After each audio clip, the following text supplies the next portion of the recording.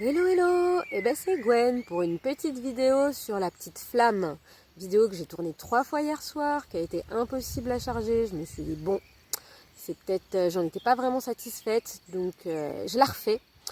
J'ai déjà refait 2 fois ce matin. Bon, on va voir, il y a des fois comme ça, mais c'est à la hauteur de tout ce que j'ai envie de partager. Donc j'espère que ce coup-ci, ce sera la bonne. Il y a quelques jours, j'ai partagé une citation de Lao Tzu qui disait « Mieux vaut allumer une chandelle que de maudire l'obscurité ». Et moi, j'ai décidé d'en faire l'analogie en fait de cette chandelle avec notre petite flamme intérieure. Alors moi, ce que j'appelle la petite flamme intérieure, c'est cet élan d'enthousiasme, de créativité. C'est notre part, notre belle part en fait, notre âme, certains diront, moi je le dis en tout cas. Ce rapport un peu à la présence en fait. Quand on a invité le cœur à la concertation, je projette et je fais. Donc voilà, on peut passer toute une vie en mode tête-corps, je prévois, j'anticipe ou je ressasse et je fais en fonction ou je ne fais plus si j'ai eu une mauvaise expérience. Et puis il y a des moments où que ce soit parce qu'on le cultive pendant un certain temps ou parce que ça nous arrive d'un coup et qu'après on cherche à l'entretenir, il y a ce rapport un peu, alors moi je l'ai vécu comme une grâce où le cœur se mêle de la partie et où en fait il y a une forme, ce qu'on appelle le flow quoi, où on se sent vraiment heureux de faire les choses. Et c'est là, c'est de ça dont je voulais parler parce que justement quand on est dans cette dimension-là, d'avoir invité le cœur à la concertation, on maudit beaucoup moins l'obscurité. On se sent beaucoup moins, en tout cas je me suis sentie beaucoup moins impactée par les agissements extérieurs et comment fonctionnait la société ou comment fonctionnaient certaines personnes.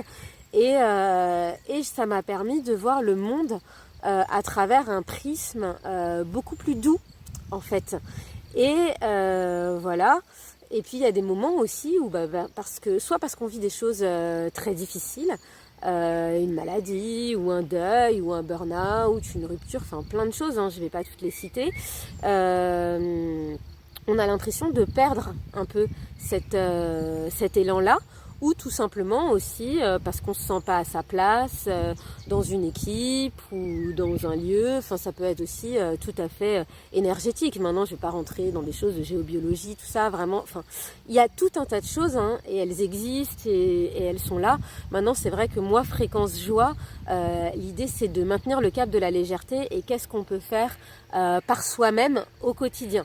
Et donc, ce rapport à la petite flamme, donc, il y a des moments en fait où on sent qu'elle est soufflée. Et c'est la première chose que je voulais dire, c'est que même quand on sent qu'elle est soufflée parce qu'on traverse quelque chose de difficile, elle ne l'est pas. Garder confiance que tout est cyclique, en tout cas moi c'est vraiment ce que j'ai appris et c'est ce que j'observe aujourd'hui, que ce soit la nuit, le jour, que ce soit les saisons, que ce soit quand on crée un potager, que ce soit nos émotions, nos succès et nos échecs, tout passe, tout tourne. Donc la première chose c'est faire confiance, avoir cette confiance, cette foi que ça va aller. Déjà la première chose, ne pas se laisser embarquer par l'idée que ça pourrait aller pire et pire et pire, parce que c'est là en fait où ça va de pire en pire. Si on arrive à garder cette petite confiance là, cette flamme de la confiance, c'est déjà énorme. Et les choses après dont je voulais parler, plus basiques, plus terre à terre au quotidien, c'est de prendre conscience de quand est-ce que la petite flamme commence à vaciller. Parce que comme je disais, voilà, quand les émotions sont très lourdes, quand on vit des choses difficiles, c'est que ça a déjà été très loin. Et il y a tout un tas de panels d'émotions dont je voudrais reparler parce que j'ai la sensation en fait que très souvent elles nous paraissent normales alors que ce sont des signes qu'il est vraiment temps de cultiver un peu plus de légèreté. Donc l'impatience, moi typiquement ça me parle énormément, mais aussi l'agacement, qui est une forme d'impatience, quand je me mets, si on se met à parler de ce que les autres font, de comment ils le font, si on a du mal à supporter des choses comme le rire. Par exemple, si les rires des autres nous énervent, c'est typiquement qu'on est à un moment donné beaucoup dans la tête. Si on croise quelqu'un dans la rue et qui nous sourit et qu'on a des difficultés à rendre le sourire, ou qu'on le rend de manière polie mais sans connexion, c'est qu'à un moment donné, on est vraiment embarqué dans nos pensées passées ou à venir. Et ça, déjà pouvoir en prendre conscience, c'est hyper important, je trouve. Parce que être conscient des choses, c'est vraiment le premier pas pour pouvoir reprendre le cap. C'est pareil, quand on conduit une voiture, on ne se demande pas où est-ce qu'elle va nous emmener. Si on veut tourner à gauche, à un moment donné, il va falloir orienter le volant. Voilà, c'est des petites choses simples, mais c'est exactement la même chose avec nos émotions. En fait, c'est dès qu'on sent poindre ce genre de choses, et nos enfants, ou même nos animaux, peuvent être vraiment des réflecteurs en fait pour nous faire comprendre. Typiquement, moi j'ai eu un chat qui a été un immense cadeau dans ma vie pendant des années. Au début, j'avais jamais le temps, et d'ailleurs, elle me faisait éternuer à cette époque-là. Et j'avais jamais le temps, elle essayait de grimper sur mes genoux, et ça marchait. Et au bout d'un moment, elle mettait les griffes, et je m'énervais. Et en fait, au fur et à mesure que la connexion s'est installée, que le calme s'est installé en moi, j'ai compris qu'en fait, elle percevait plus vite que moi quand ça commençait un peu à partir dans les tours. Je pense que du coup, ça envoie une forme de fréquence. Et quand elle essayait de grimper sur mes genoux, j'entrais pas en résistance. Je me disais, je la laisse monter 5 minutes sur mes genoux. C'est peut-être 5 minutes où j'ai l'impression que j'ai pas le temps, mais ça se trouve, ça va peut-être me faire gagner une demi-heure. Et là, c'est encore de la confiance. C'est pouvoir se dire ça, c'est avoir confiance que si y a une interaction qui se crée à ce moment-là, c'est pareil.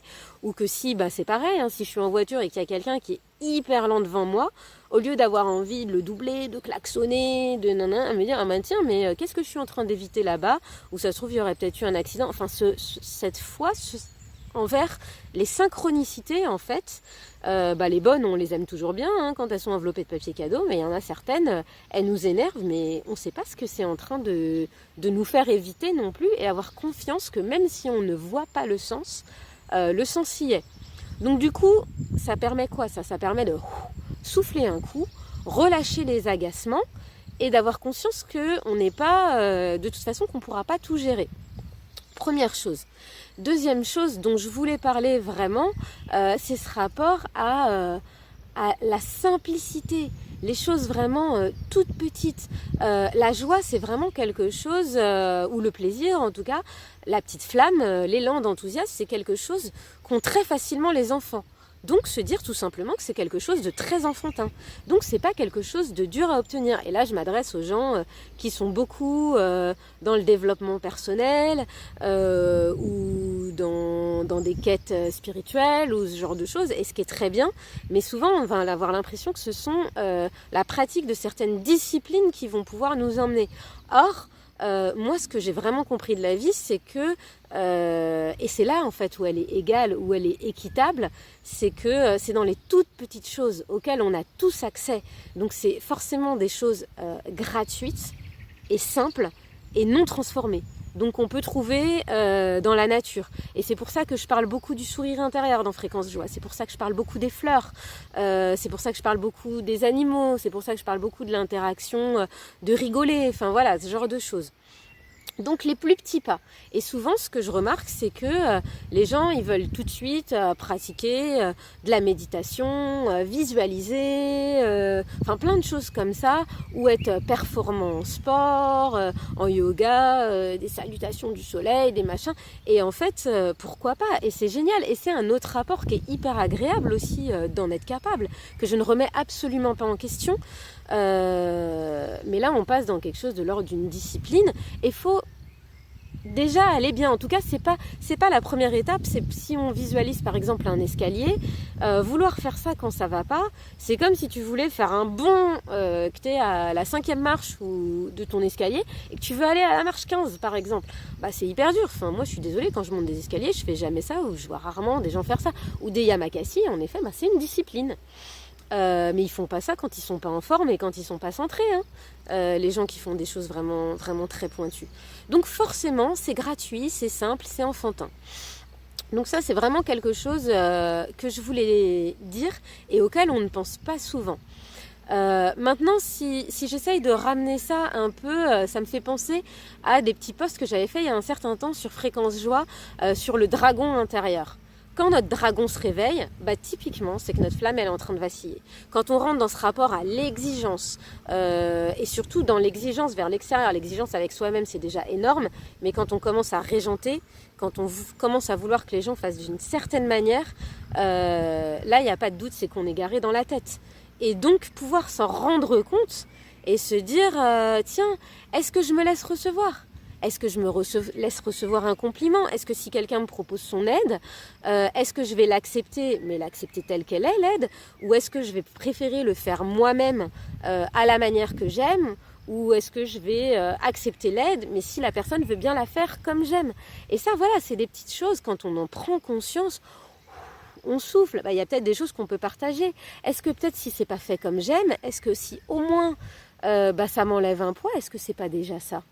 Et ça c'est des petites choses, en tout cas moi qui ai été directrice pendant des années, ça m'a changé la vie d'accepter de me reposer sur les autres, de sentir, c'est encore un rapport à la confiance. Et c'est des petites choses qui font du bien, se laisser recevoir de l'aide. Et il y a plein d'aides qu'on peut recevoir aussi tout simplement gratuitement. Par nos amis, par les gens qu'on aime, dans notre couple, pouvoir parler, oser dire aussi qu'on est un peu moins bien, ce rapport à l'humilité et savoir que ça va revenir. Et notamment, hein, moi je le vois, parce que c'est vrai que dans mon entourage, dans mes amis, tout ça, je suis pas mal perçue comme quelqu'un de très joyeux. Quand je le suis pas, du coup, il y a une petite part qui aurait tendance à culpabiliser. Or, il n'y a aucune raison, c'est comme tout le monde, c'est cyclique, voilà. Donc être conscient des choses et reprendre les choses petit à petit. Et puis recevoir de l'aide si des fois on n'a pas les amis à qui parler, ou ça peut être aussi se ressourcer, tout simplement. Et se ressourcer, c'est des choses qui vont faire revenir en énergie renouvelable. Ça peut être marcher dans la nature, ça peut être contempler, ça peut être aller courir, ça peut être danser 5 minutes, ça peut être chanter, ça peut être peindre, sculpter, les choses en fait qui vraiment vous ravivent votre âme. Et souvent en fait, c'est ces choses qu'on se dit qu'on n'a pas le temps de faire. C'est ces choses qu'on dit qu'on fera une fois qu'on aura rangé, une fois qu'on aura déclaré les impôts, une fois que. Et non, en fait, c'est complètement contre-intuitif. Et moi, j'ai mis des années à comprendre ça, mais du jour où je l'ai compris, mais ma vie, elle a été beaucoup plus fluide. De la même manière que prendre 2 minutes pour laisser le chat grimper sur nos genoux, ou quand notre enfant il nous demande 3 fois de regarder un truc ou son dessin et tout, au lieu de lui dire oui en regardant ailleurs, juste être présent à ce truc-là, je vous jure, ça remet de la présence, donc ça remet du calme et de l'alignement, et la petite flamme, elle revient direct. Et c'est pareil, accepter de prendre 5 minutes pour danser, pour fredonner une chanson qu'on aime, et pendant qu'on fait ça, on n'est pas en train de s'agacer de ce que font les autres. Donc voilà, ce que je voulais partager. Et puis ce que je voulais dire aussi, c'est que y a des fois justement où c'est trop difficile, et j'en parlais en début de vidéo, parce que justement on traverse quelque chose de lourd, on a subi un choc, où on vit un burn-out, voilà, quelle que soit la situation qu'on traverse, je ne vais pas toutes les énumérer, mais c'est devenu plus que lourd, et il y a des moments où on voudrait bien, mais on n'arrive pas, parce qu'on a les ailes coupées un peu d'une certaine manière, et là, il est important d'accepter de recevoir de l'aide. Qu'elle soit thérapeutique ou qu'elle soit de bien-être, se faire ce cadeau-là, et s'il faut payer pour ça, accepter de le faire. C'est pareil, tant qu'on croit que l'argent ça sert à gérer que les urgences, on gère beaucoup d'urgences. Le jour où on se fait le cadeau d'un massage, mais aussi si on n'a personne à qui parler là, de proches, peut-être d'un petit. Moi je sais qu'une fois j'allais vraiment pas bien, j'avais besoin de faire un choix et c'était pas facile de parler à mon entourage. Je suis allée voir une psy, et en fait ça m'a fait énormément de bien. Elle m'a dit mais vous n'êtes pas du tout dépressive mademoiselle, vous êtes en deuil, revenez me voir si vous voulez, mais en tout cas vous traversez quelque chose de normal. Et ben ça m'a fait un bien fou, et les 70 € que j'ai payé pour ça, ils m'ont jamais manqué. Ou ça fait des années que je fais des séances d'Access Bar par exemple, que je me vide la tête, qu'en plus moi j'étais facilitatrice, enfin j'avais formé plein de copines, en plus pour me faire des séances d'Access Bar.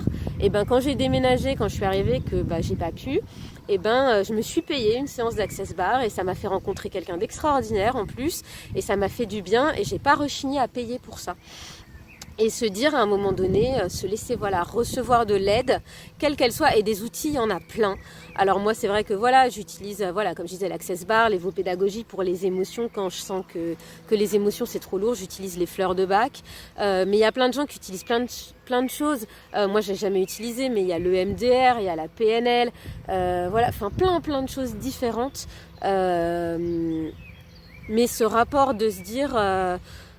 on est aussi des êtres de recevoir, et les autres sont là pour nous faire du bien, et se faire ce cadeau-là. Et quitte à payer pour ça, c'est important de se faire ce cadeau-là, parce que si ça nous permet de reprendre le switch, justement, qui va nous permettre d'accéder à ces toutes petites choses que sont sourire, que sont aller se mettre un bon film, que sont aller rigoler, passer un coup de fil à une bonne copine, tout ça après ce sera gratuit, mais une fois qu'on aura gravi cette étape de se laisser recevoir, ce sera peut-être plus simple. Donc voilà, j'espère que cette vidéo aura été utile. Ce sera la plus longue que j'aurais jamais faite, et c'est aussi pour ça que je m'y suis surprise à plein de fois, c'est que du coup plus c'est long et plus on a d'occasion de regretter un peu, ou de se dire tiens là c'est pas exactement ce que je voulais dire. Là je pense que celle-là je vais la poster parce que il faut que je me fasse confiance aussi, et je vous fais confiance que s'il y a des petites choses que ou si ça a fourché, ou si c'était pas parfait, vous allez me le passer, parce que vous êtes des gens chouettes, et puis voilà, et puis si ça vous a saoulé, en plus vous avez tout à fait le droit d'éteindre et d'appuyer sur le bouton, ce qui me donne moi en plus, c'est pour ça que j'adore la vidéo, ce cadeau. Je suis très volubile et j'ai plein d'idées qui fourmillent dans ma tête, et pendant des années je me suis réprimée à me dire c'est pas bien, tu parles trop, t'es trop ci, t'es trop ça, et là je me fais le cadeau de dire tout ce que j'ai à dire, et vous avez la liberté absolue d'éteindre quand vous en avez marre de me parler, et on est sur un truc de confiance, et ça c'est cool. Je vous souhaite une belle journée, je vous envoie de l'amour, du soleil, mon beau paysage, et à la prochaine. Ciao ciao.